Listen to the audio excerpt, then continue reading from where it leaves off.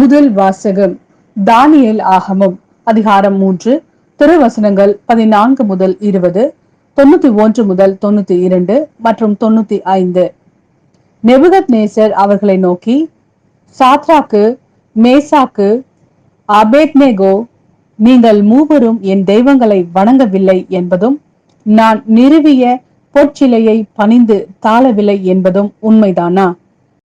இப்பொழுதாவது எக்காலம், நாதசுரம், யாழ், கிண்ணரம், வீணை, பைக்குழல் முதலிய எல்லா வகை இசை கருவிகளும் ஒலிக்க கேட்டவுடன் நீங்கள் தாழ வீழ்ந்து நான் செய்து வைத்துள்ள சிலையை பணிந்து தொழ தயாராய் இருக்கிறீர்களா?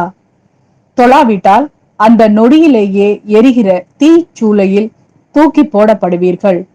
உங்களை என் கைகளிலிருந்து தப்புவிக்கக்கூடிய தெய்வம் ஒன்று உண்டோ என்றான். சாத்ராக்கு, மேசாக்கு, அபேத்நேகோ என்பவர்கள் நெபுகத்நேசர் அரசனை நோக்கி பதில் மொழியாக, இதை குறித்து நாங்கள் உமக்கு மறுமொழி கூற தேவையில்லை. அப்படியே எது நிகழ்ந்தாலும் நாங்கள் வழிபடுகிற எங்கள் கடவுள் எரிகின்ற தீச்சூளையினின்று எங்களை மீட்க வல்லவர். அவரே எங்களை உம் கையினின்றும் விடுவிப்பார். அப்படியே அவருக்கு மனமில்லாமல் போனாலும், அரசரே, நாங்கள் உம்முடைய தெய்வங்களை வழிபட மாட்டோம். நீர் நிறுவிய பொற்சிலையையும் நாங்கள் தொழப்போவதில்லை. இது உமக்கு தெரிந்திருக்கட்டும் என்றார்கள்.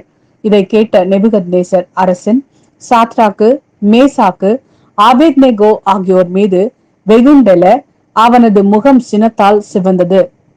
வழக்கத்தை விட 7 மடங்கு மிகுதியாக தீச்சூளையை சூடாக்கும்படி அரசன் கட்டளையிட்டான். பின்னர் சாத்ராக்கு, மேசாக்கு, அபேத்நேகோ ஆகியோரை கட்டி எரியும் தீச்சூளைக்குள் தூக்கி போடுமாறு தன் படை வீரர்களுள் வலியவர் சிலருக்கு கட்டளையிட்டான்.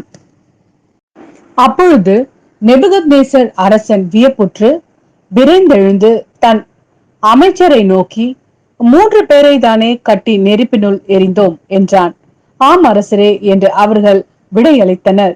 அதற்கு அவன், கட்டவிழ்க்கப்பட்டவர்களாய் நெருப்பின் நடுவில் 4 பேர் உலவுகிறதை நான் காண்கிறேன். அவர்களுக்கோ ஒரு தீங்கும் நேரவில்லையே. மேலும் 4வது ஆள் தெய்வ மகன் ஒருவன் போல் தோன்றுகிறானே என்றான். இது ஆண்டவரின் அருள்வாக்கு. இறைவா, உமக்கு நன்றி. யோவான் எழுதிய நற்செய்தி அதிகாரம் 8 திருவசனங்கள் 31 முதல் 42 வரை.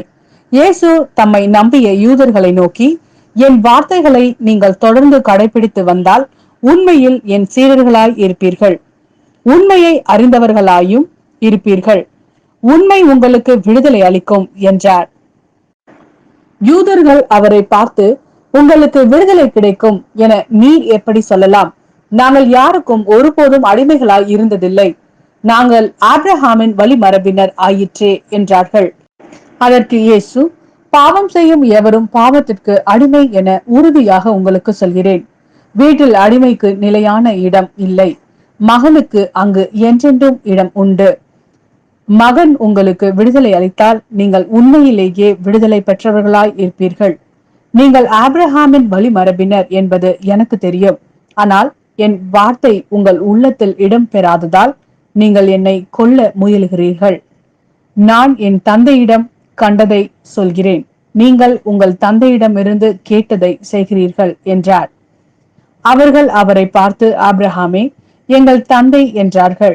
இயேசு அவர்களிடம், நீங்கள் ஆபிரகாமின் மக்கள் என்றால் அவரை போல செயல்படுவீர்கள். ஆனால் கடவுளிடமிருந்து கேட்டறிந்த உண்மையை உங்களுக்கு எடுத்துரைத்த என்னை நீங்கள் கொல்ல முயலுகிறீர்கள்.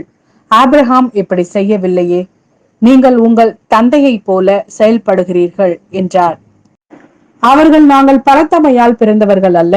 எங்களுக்கு ஒரே தந்தை உண்டு, கடவுளே அவர் என்றார்கள். இயேசு அவர்களிடம் கூறியது, கடவுள் உங்கள் தந்தை எனில் நீங்கள் என் மேல் அன்பு கொள்வீர்கள்.